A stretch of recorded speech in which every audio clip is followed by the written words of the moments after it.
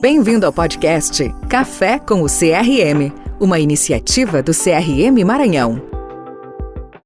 Então, gente, a gente vai falar um pouquinho aqui da dermatologia, né, falando das nossas diversas áreas de atuação.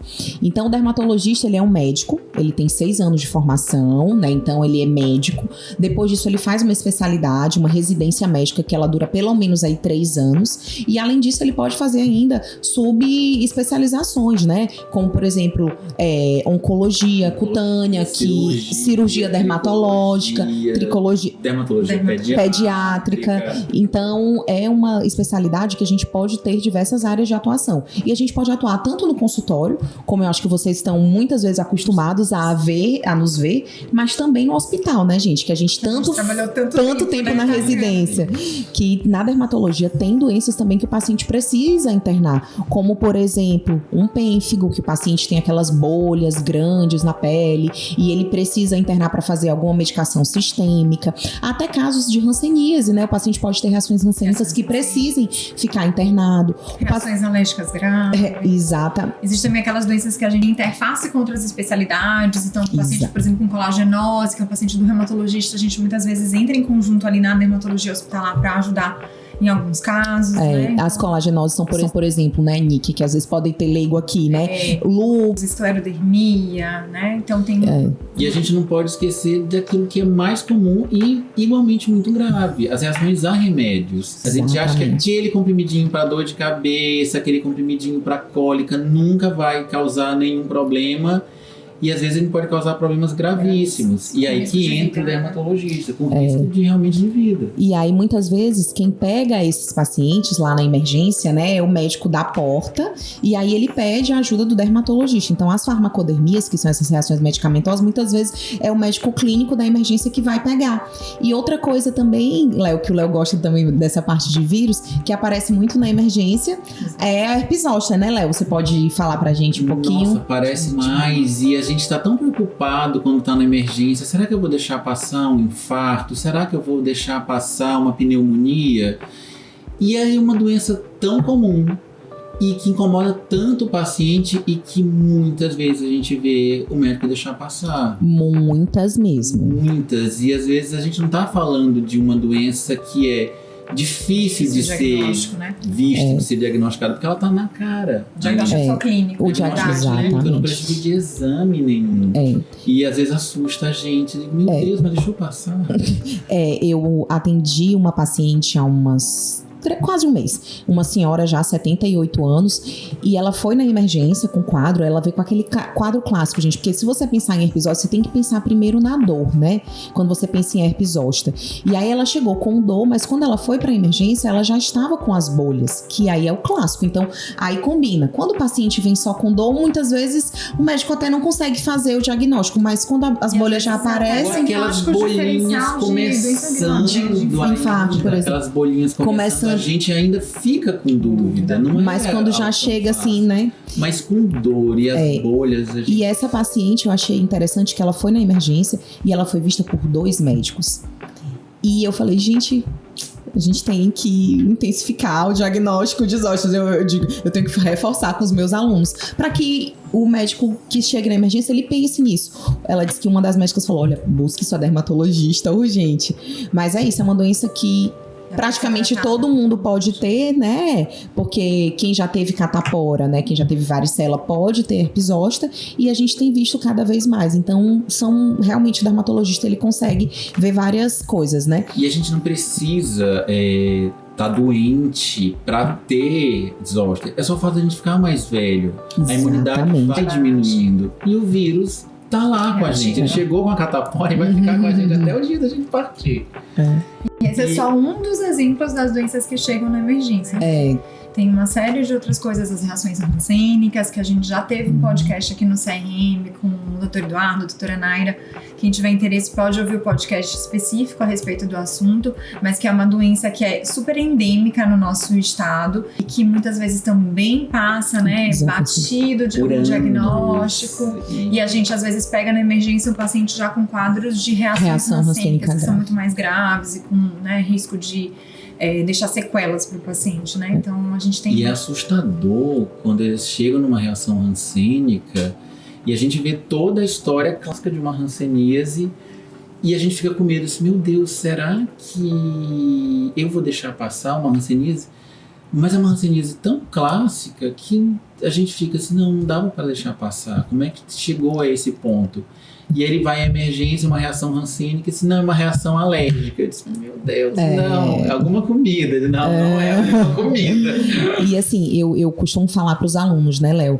Gente, vocês estão no Maranhão. Então vocês têm que pensar em hanseníase aqui, né? No Brasil. Então, doença de pele, vai ser alguma mancha na pele. Se for botar diagnóstico inicial hanseníase aqui no Maranhão, tá certo. Você tá certo. É um diagnóstico diferencial. Tá certo. E assim, Nick, você pode falar pra gente, Nicole, em relação às doenças da pediatria, por exemplo, né? Que também é um grupo que a gente atende muito no consultório.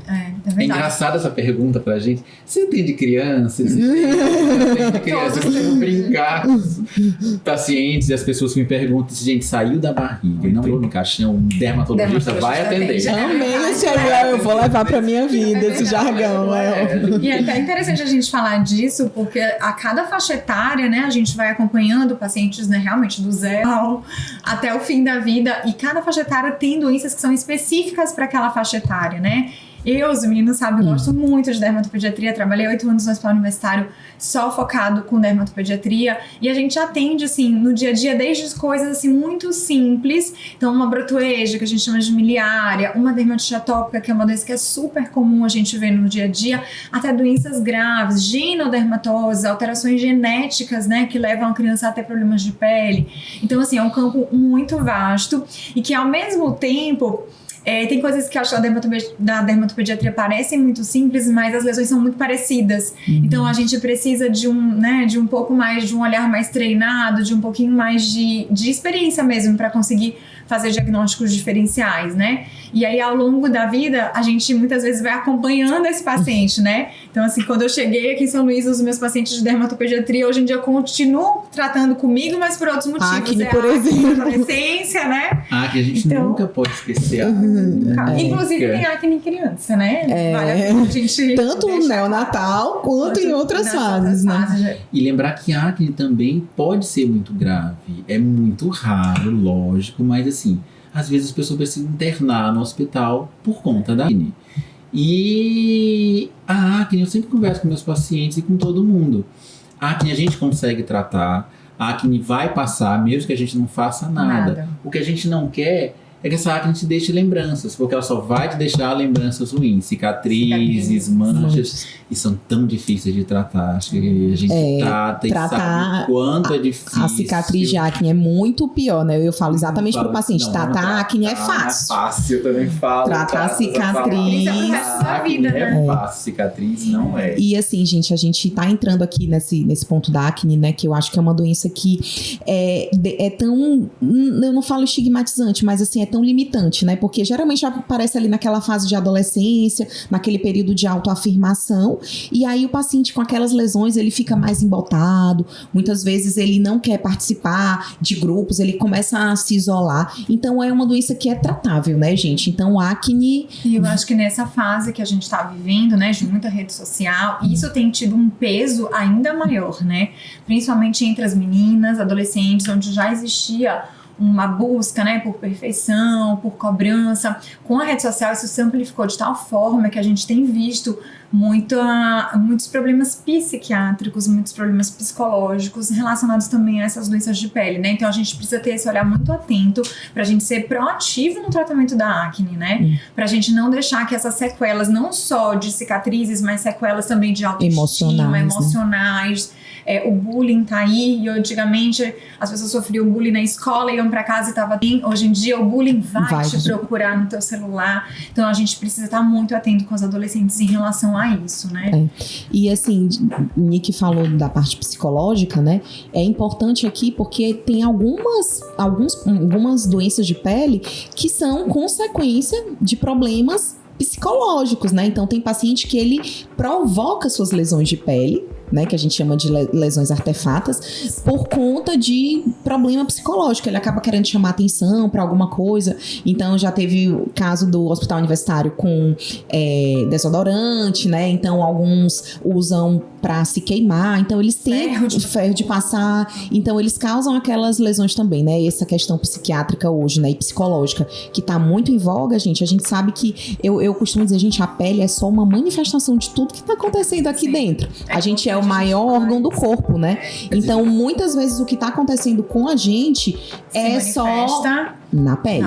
Mas eu digo assim, doutor, por que meu cabelo tá caindo? O cabelo não é o problema, ele só tá te pedindo ajuda. A gente tem que encontrar o que a pele tá querendo dizer. Isso acontece com muitas outras doenças.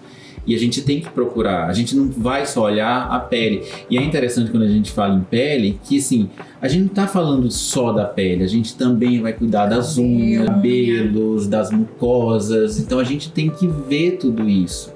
E às vezes o problema não tá na pele, a pele só tá te dizendo, oi, eu tô aqui, me ajuda. Né? E aí, mais uma vez, a gente entra nas interfaces, né, da dermatologia com as outras especialidades. Então, às vezes, o paciente chega no consultório com uma queixa de queda de cabelo, e aí, quando a gente vai fazer a pesquisa, que eu sempre falo pro paciente, não adianta ficar assim, entupido de balinhas, né, de goma, pra poder tratar uma queda de cabelo. Você tem que entender por que aquilo tá acontecendo. E na hora que a gente vai em busca da causa, às vezes a gente precisa da ajuda do endocrinologista, porque o paciente tem um problema de tireoide. Às vezes a gente precisa da ajuda do hematologista, porque o paciente tá caindo o cabelo, porque anemia muito grave. Então, a dermatologia também é uma especialidade que ela caminha, né? Por ser um órgão tão amplo, a nossa pele, a gente caminha em conjunto com muitas especialidades, né? E algumas manifestações mesmo, como a acantose, né? Que são as manchas escuras que acontecem em área de dobras, que são manifestações do quê? De uma resistência insulínica. Se a gente vê o paciente que tem muito pelo, muita acne, a gente já pode pensar também em síndrome metabólica, ovário policístico, que é uma doença que está aí, interface do gineco e do endócrino, né? Então, realmente, a dermatologia é uma especialidade que ela, muitas vezes, ela tá linkada. E a gente tem que ver, a gente já imagina, muitas vezes, o que é o diagnóstico, e a gente vai conversar com aquele paciente e vai buscar para ver quais são as outras coisas que possam estar envolvidas ali, né? Eu brinco que esse olhar, esse ver do dermatologista leva muito tempo, gente. Aquela olhadinha do dermatologista leva muitos anos para ser construída. Com 6 anos de medicina, mas no mínimo 3 de residência, no meu caso foram 5. E aí a gente vai acumulando experiência. Então, a olhadinha do dermatologista, né? E é uma construção de conhecimento não só para dermatologia, mas a medicina. É uma coisa que a gente conversa muito com os alunos na universidade. Que esse último semestre eu fui surpreendido com uma pergunta assim, incrível. Meninos explicando fisiopatologia de reação medicamentosa que são tão graves. Mas a gente precisa aprender isso? E eu fiquei assim, sabe, 30 segundos, não, 3 segundos. Não acredito assim, que eu tô vendo assim. Oi, precisa. Medicina é construção de conhecimento. É óbvio que no final eu tenho que saber o diagnóstico e saber que remédio eu vou dar. Mas até eu chegar a isso, eu passei por muita coisa. Isso não é uma coisa decorada, é uma coisa entendida. Eu tenho que saber que a doença correu desse jeito, ela surgiu dessa forma e em que ponto que eu tenho que tratá-la. Foi, por exemplo, o que aconteceu na acne, voltando para a acne, com a introdução da isotretinoína, o famoso Roacutan. É um tratamento de acne antes e depois do Roacutan. Acho que a gente sabe disso. A gente pegou uma geração que a gente já viu a isotretinoína, ela já existia. Mas os médicos antes da gente, os nossos professores da universidade, a gente viu uma transição, eu acho, né? A gente viu uma transição. A psoríase, que é outra doença. A gente nem entendia. Lembra quando a gente estudou na universidade? Que psoríase é uma doença do queratinócito. Diferenciação do queratinócito. Ninguém falava que era função do linfócito, que tudo começava lá, naquela inflamação. Exatamente. Vale a pena a gente falar também que a psoríase está cada vez mais demonstrado que não é uma doença que atinge só a pele, né? É uma doença que atinge articulações, que em alguns casos casos pode levar à destruição de articulação, que está relacionado com outras comorbidades, né? Então, obesidade, cardiovascular, né? Risco cardiovascular. Então, a pele... Ela tá lá, ela só tá mostrando a inflamação que tá acontecendo tudo, né? E a psoríase é uma doença que a gente fica assim, nossa, ela muitas vezes ela tem uma manifestação que pro paciente é um pouco feia, né? Ele fica com vergonha. Muitas pessoas acham que ela é contagiosa, mas a psoríase não é uma doença contagiosa e também não é uma doença autoimune, né? Porque a gente vê, infelizmente, muitos colegas tratando com corticoide sistêmico, né? Corticoide oral ou corticoide intramuscular venoso, que não é o indicado, né? Porque ela também é contraindicado. Né? Porque o que a gente vê são as complicações depois, exatamente. Né? Os rebotes, o paciente sempre piorando. Então, assim, na psoríase, que é uma doença sistêmica e com tantas manifestações, a gente vê a importância do dermatologista para estar ali junto com o paciente e fazendo essa interface. Porque a gente, no consultório, aparece um psoriático, né? Mas com sobrepeso, eu já digo, olha, perder peso para você vai ser fundamental para você tratar. Que a gente fala na cardio, na endócrina e na dermatologia. E assim, a prevalência, gente, é muito alta. Se a gente for pensar, é 1,2% a 1,8%. Gente, 1,2%, então a cada 100 pessoas, uma vai ter psoríase, 1,5%, né? Então é muita gente. Então, quanto que a gente não deve ver, não deve ter de subdiagnóstico por aí, né? E é uma doença que ela é crônica, mas que ela é tratável. Eu digo pro paciente, igual pressão alta, que você vai tomar remédio pra vida toda, a psoríase, ela vai ficar contigo, mas você pode ficar ótimo convivendo com ela. Tem vários, né? Do diagnóstico que eles ficam, doutor, não tem cura. Eles não tem cura. Não é a mesma coisa de você ficar com a pele manchada o tempo todo. Não tem cura, a gente vai ter que cuidar o tempo inteiro. Mas a pele pode ficar limpa. E hoje a gente tem essa possibilidade.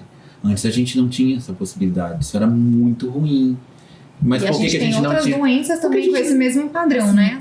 Que outra doença também que eu acho que pega muito emocional do paciente com vitiligo, por exemplo, que é uma coisa que é muito, até hoje, estigmatizante. Felizmente, com rede social, como a gente tem um lado ruim, a gente também tem um lado bom, a gente já consegue encontrar pessoas, né, que representam mais essa população, mas também é uma doença como a psoríase, né? Uma doença crônica, mas que tem tratamento e que a gente não pode, tirar as esperanças do paciente, né? Porque a gente vê que às vezes que chega no consultório assim, tipo, arrasado, destruída a vida porque tem um diagnóstico desse. Mas hoje em dia a gente, né, tem outras possibilidades de tratamento. E é difícil de tratar? Mas assim, doutor, eu quero tratar. Tem como tratar? Tem. A gente consegue fazer isso. E a gente vai melhorar ainda. A gente não tinha essa possibilidade para acne, a gente não tinha essa possibilidade para psoríase. E hoje a gente tem. E eu acho que a gente vai ter muito cada dia mais para o vitiligo. E olha que a gente tem opções muito interessantes hoje. Mas eu acho que isso vai melhorar também. Acho que a dermatologia é muito engraçada e eu gosto muito dela, porque ela consegue transformar uma medicação que é feita para pra melhorar aquilo pra gente. Eu amo minoxidil por isso, minoxidil. Minoxidil, aldactone, é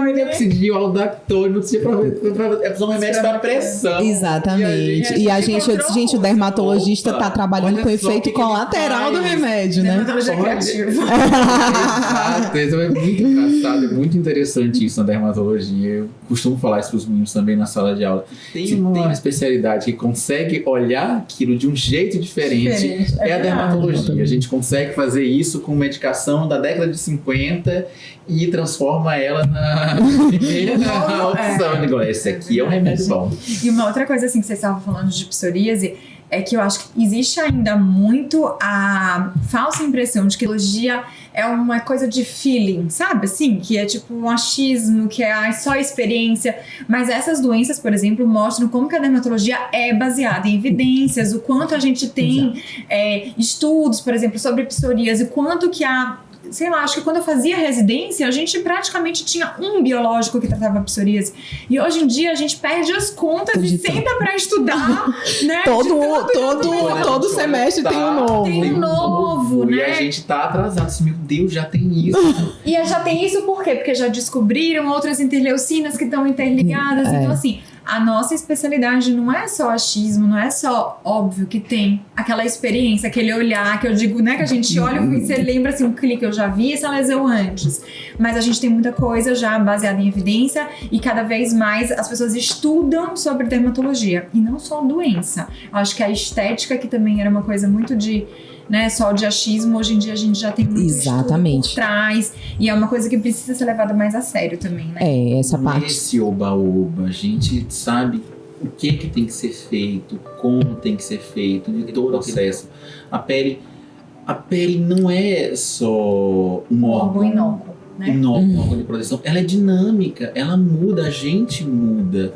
Lembra quando a gente prescrevia para psoríase, nosso único biológico de colocar o CID de artrite psoriásica, porque o dermatologista não podia prescrever um biológico de uma doença que é da pele, do dermatologista. É o que incomoda mais o paciente, às vezes é o que está na pele, não é o que está em outra parte.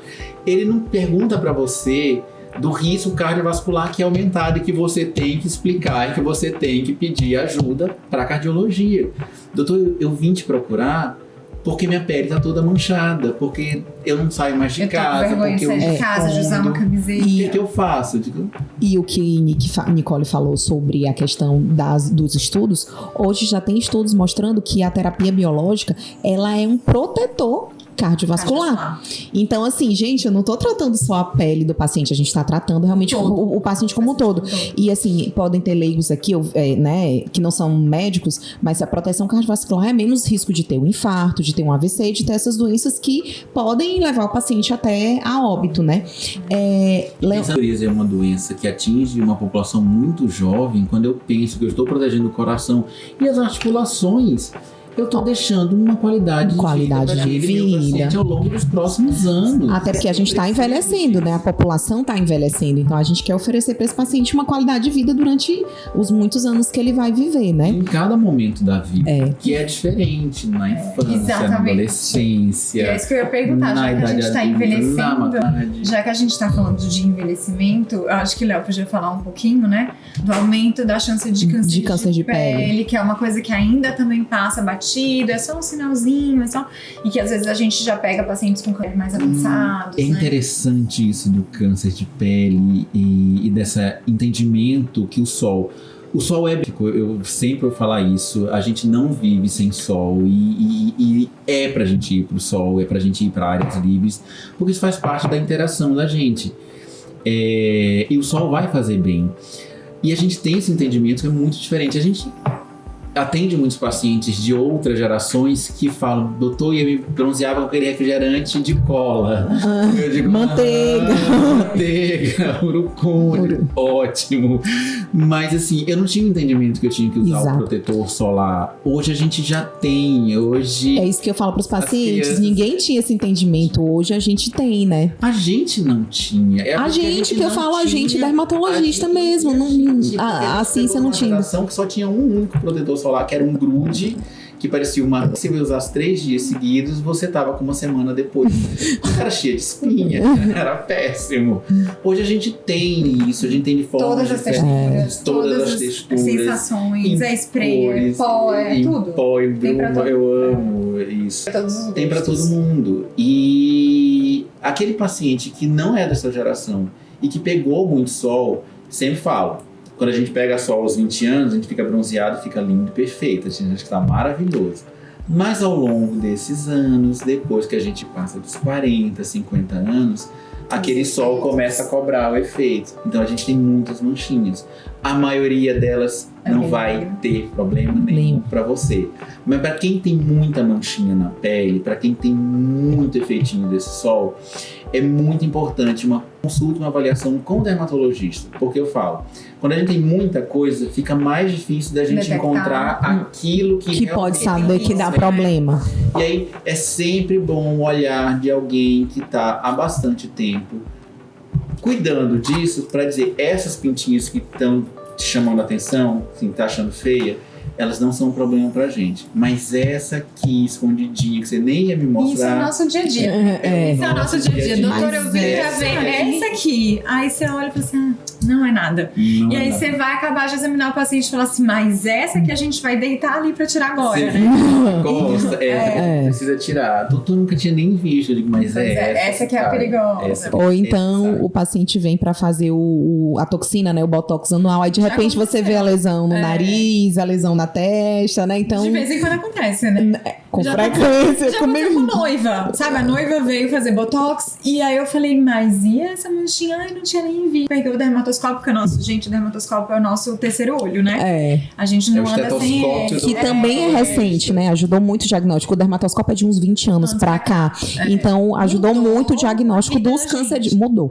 Principalmente, inicialmente ele veio para câncer de pele, né? Que mudou, a gente faz diagnóstico tão precoce de melanoma e a gente, que é um câncer de pele tão grave, e a gente consegue fazer diagnóstico precoce e daquele paciente fica curado, né? Que é importante falar sobre os cânceres de pele e isso, que a maioria A maioria o tratamento vai pra cura, é ressecção, cirurgia cura. e curar. Tirou, acabou. E é bem importante isso. Muito importante. Nisso eu falo para os pacientes, gente, se você tiver que ter um câncer, peça para Deus que seja de pele, porque tirou, resolveu, né? Porque a gente está envelhecendo, mas o de pele ali, pelo menos que você vai ganhar só uma cicatriz, que você vai lembrar daquela cicatriz ali, é porque você tá viva. Exatamente, tá tudo Eu certo, também né? brinco, olha, se Deus chegar lá na fila, você olha, você vai ter um câncer lá embaixo. Eu digo, escolha carcinoma básico, escolha um câncer de pele. Se ele vai ser 2, eu digo, escolha outro básico, porque vai estar tudo bem. Mas falando em câncer grave, a gente tem que lembrar do melanoma, que não é muito comum.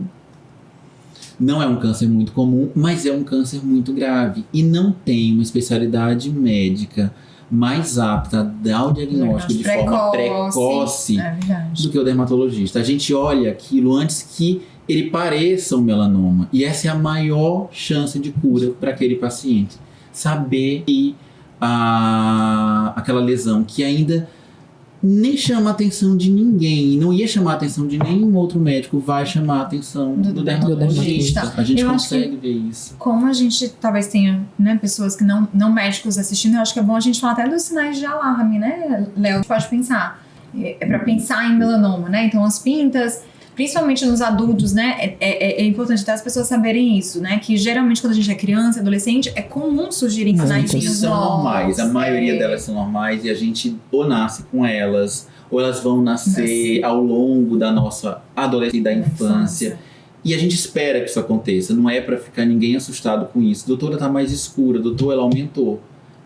Tá tranquilo. Quando a gente tem 15, 20 anos. Agora, uma pintinha que surgiu com 40, com 40, com 50 anos, ela é tão pequenininha, ninguém presta atenção. Pede pro dermatologista olhar. Porque dá aquela olhadinha. Que nunca é só uma olhadinha. Porque aquela ali é que pode ser o nosso grande problema. Quando E aí, ninguém suspeita que ele é um melanoma. mas para o leigo, assim, né, que tenta facilitar, é o ABCDE, né? O ABCD é Que é muito... o A, que são as bordas assimétricas. Você tem uma mancha, uma pinta, né, um sinal, que tem as bordas assimétricas, né, elas são diferentes. Se você dividir ali no meio, vai ficar diferente de um lado para o outro.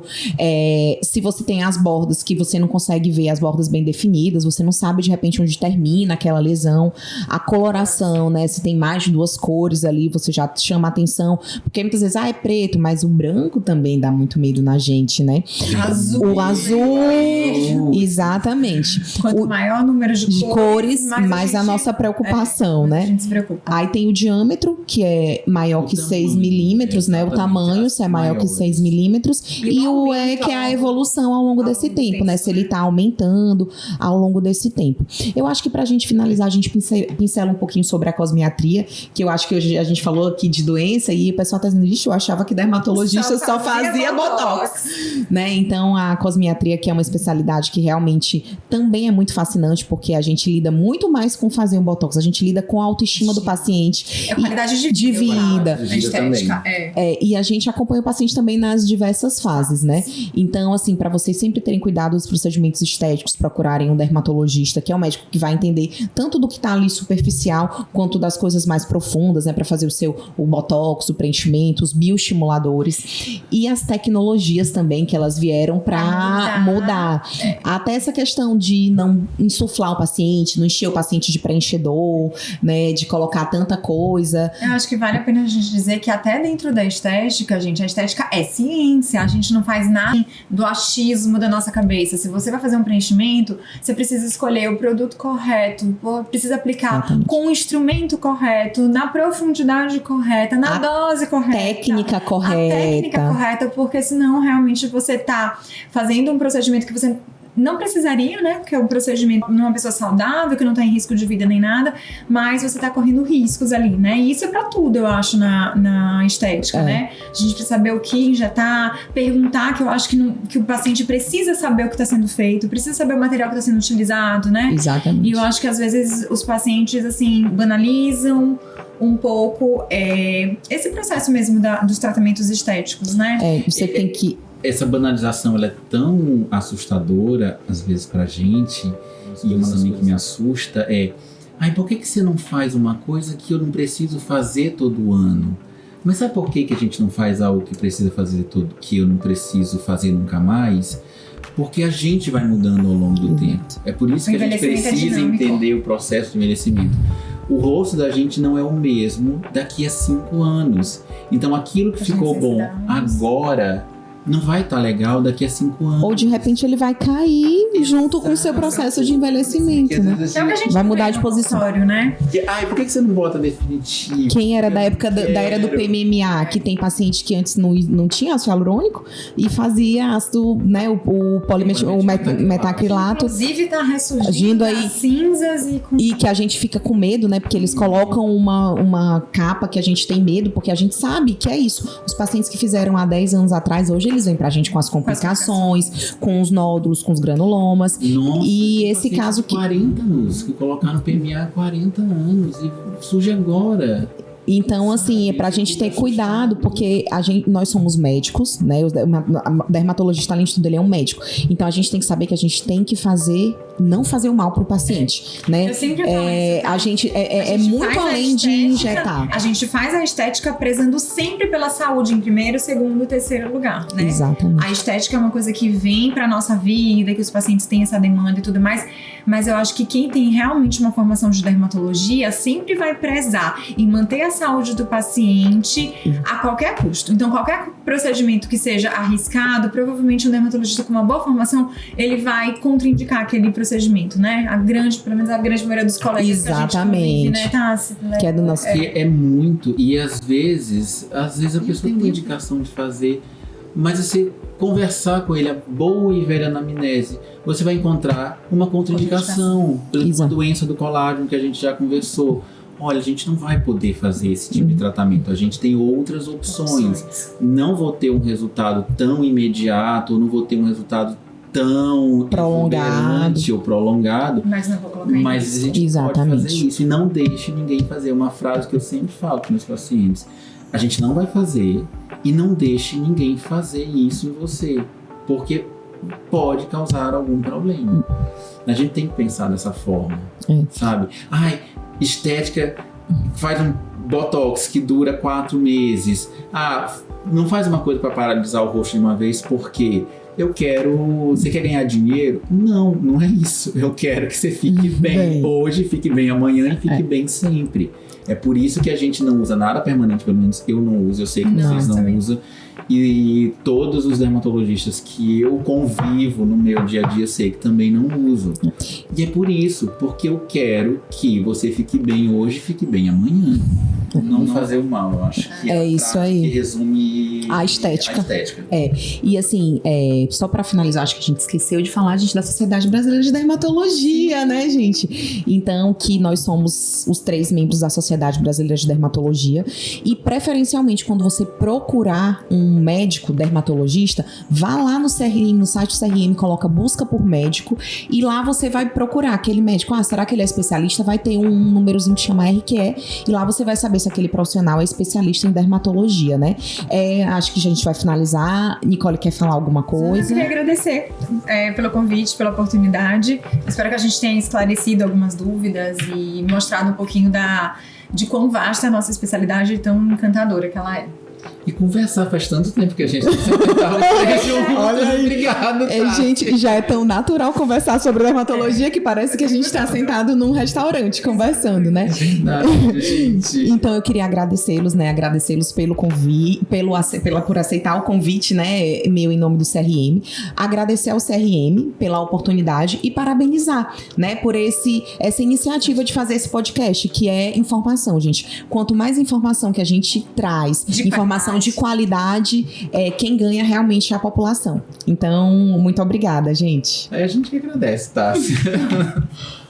Café com o CRM Maranhão. Seja bem-vindo ao podcast dos médicos e médicas maranhenses.